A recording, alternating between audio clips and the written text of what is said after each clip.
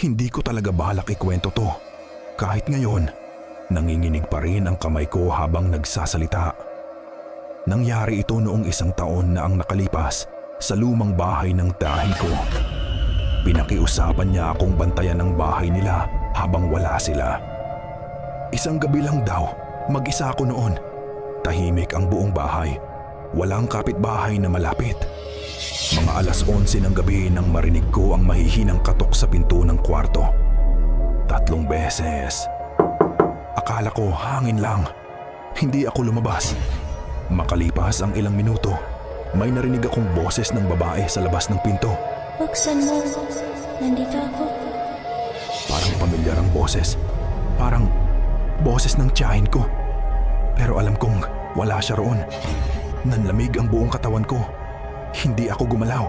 Hindi ako nagsalita. Biglang tumahimik. Akala ko tapos na.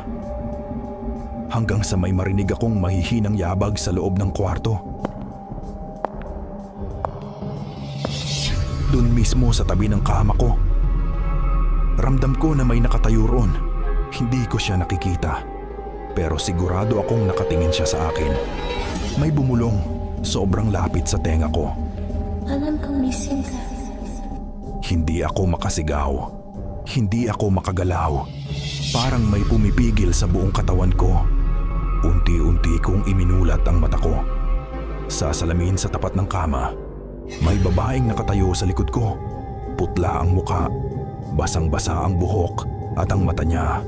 Walang itim, puti lang. Ngumiti siya at sinabi, Salamat. May kasama na ulit ako. Bigla akong nawalan ng malay. Pagmulat ko, umaga na. Bukas ang pinto ng kwarto at may putik na bakas ng paa mula pinto hanggang sa tabi ng kama. Nang bumalik ang tiyahin ko, tinanong ko siya kung sino ang babaeng nakatira roon dati. Bigla siyang nanahimik. Sabi niya, May namatay dyan dati. Ganyan na ganyan ang itsura. hanggang ngayon, may napapansin pa rin akong bakas ng putik sa sahig ng kwarto ko. Kahit wala na ako sa bahay na